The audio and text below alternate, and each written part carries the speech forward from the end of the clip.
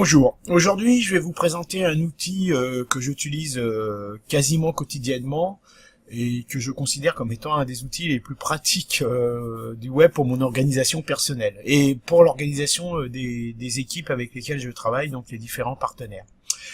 Alors cet outil s'appelle Trello, donc on va démarrer tout de suite sans plus attendre. Donc voilà, donc comme d'habitude, je vous fais grâce des différentes étapes d'inscription, pardon, et je vous amène directement sur mon tableau de bord pour vous expliquer un petit peu de quoi il en retourne.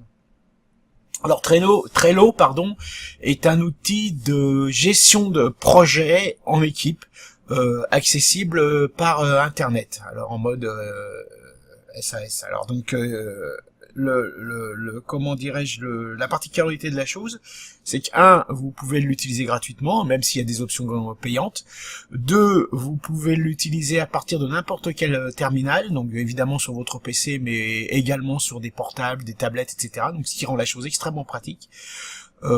Et 3, vous pouvez inviter vos partenaires à s'y inscrire pour comment dirais-je, partager différents projets, différentes tâches.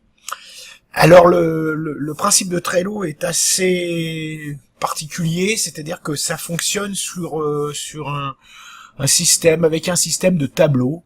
Donc on va créer des tableaux qui vont représenter des projets, et dans ces tableaux on va pouvoir mettre des tâches, enfin différents types d'objets qui vont nous permettre de pouvoir gérer à plusieurs le projet. Donc la première chose à faire quand on arrive sur Trello, c'est de créer une équipe. Une ou des équipes. Vous voyez, moi j'en ai déjà créé plusieurs. Ça, ce sont donc les équipes avec mes partenaires. Et donc on peut créer quasiment autant d'équipes qu'on le souhaite et ajouter plusieurs membres. On va regarder l'équipe A.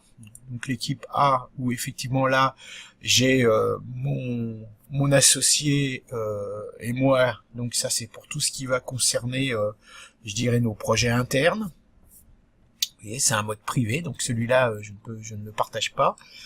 On peut régler quelques paramètres. Vous voyez, je vous disais que quand c'est payant, vous avez différentes choses supplémentaires.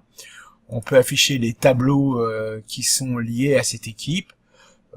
Donc là, moi je les ai enlevés parce que pour l'instant on n'a rien de spécial en cours. Donc on va en créer un tableau. Alors le tableau, je sais pas, on va dire que c'est le projet, pardon, A.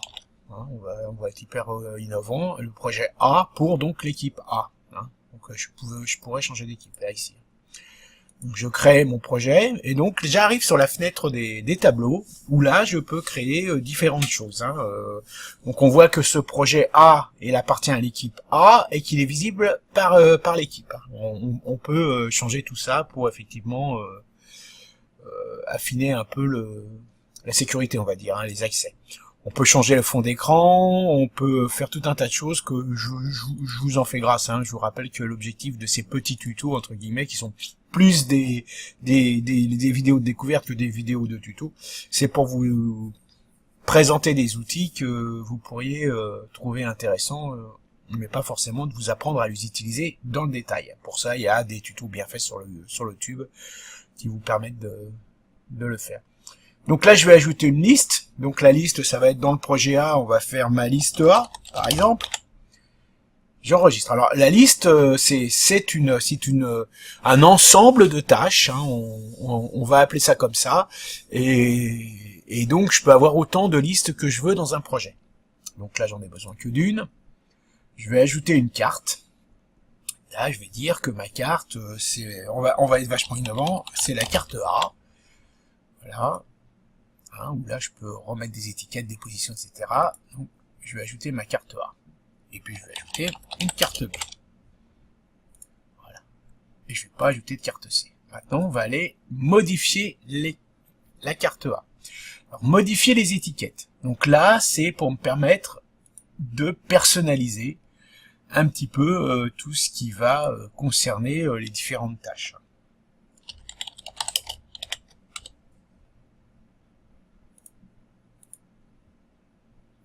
Les différentes différentes tâches, modifier les mondes, passer, copier, changer la date limite. Donc ça c'est le planning de la tâche hein, qui va vous permettre effectivement de gérer tout ce qui concerne les tâches, hein, tout bêtement. Hein. Donc voilà, ça c'est le planning et j'enregistre. Là on voit que j'ai une tâche qui a été ajoutée. Je fais pareil pour ma tâche B. Changer que la date limite. On va la mettre là. On va la mettre à une heure un peu différente. Et on va l'enregistrer. Voilà. Et donc là, je vois que j'ai effectivement une tâche, un groupe de tâches dans mon projet A qui est ici. Alors, le gros avantage, c'est que par exemple, sur cette carte A, je vois que la date limite a été fixée le 16 avril. Donc là, je clique sur ma carte pour l'affiner. Hein. Ça veut dire que effectivement mon partenaire, mon co-membre de l'équipe là va être évidemment averti que je lui soumets une tâche avec un planning, etc., etc. Donc là, je peux ajouter évidemment des étiquettes, je peux modifier la description. Ceci est un travail urgent et important. Voilà, j'enregistre. Évidemment, tout ça c'est automatiquement mis à jour sur le compte de mon partenaire. Je tape une checklist et là je vais dire tâche 1, tâche 2, voilà, ou là, pardon, tâche 2, voilà, voilà. Et là j'ai effectivement deux tâches que je peux faire le travail. Évidemment, je marque n'importe quoi. Hein. Me dire quand le travail est fait.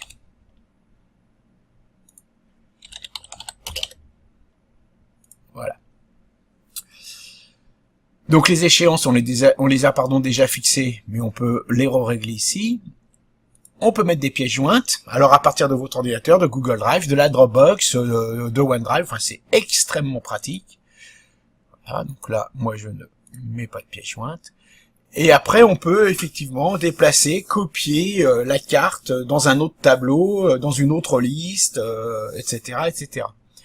Ceci est une carte, c'est-à-dire un ensemble de tâches d'un projet donné.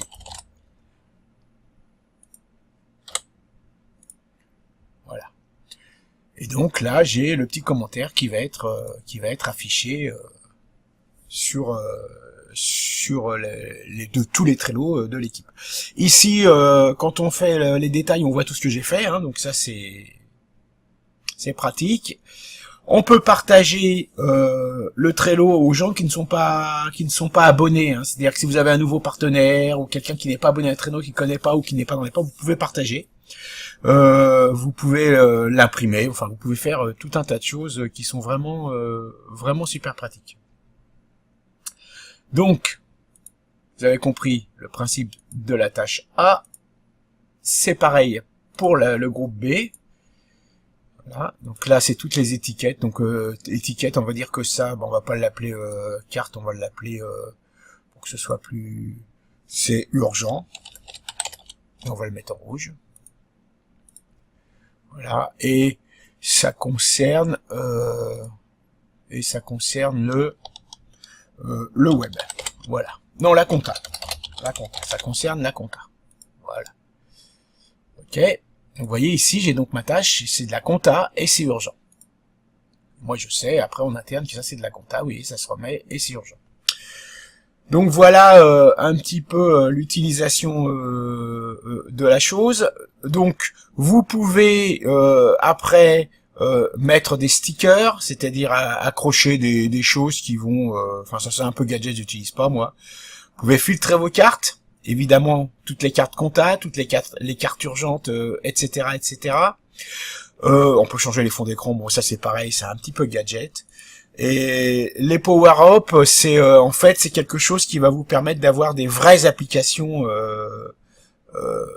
plutôt que d'être intégré dans Trello. Ça va être intégré dans des vraies applications. Bon, pareil, je l'utilise pas du tout. Ici, vous avez les notifications, c'est-à-dire que si jamais vous avez en cours un projet qui arrive à une date d'échéance, ça va vous le dire ici. C'est-à-dire qu'en fait, quand vous arrivez sur votre Trello le matin ou quand vous voulez, vous avez des notifications, ça vous dire ah bah le projet A, la liste A, il faut que tu le fasses parce que c'est maintenant que ça devient urgent.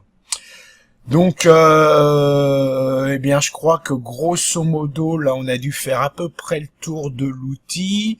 Je vous invite à l'utiliser, à vous y inscrire.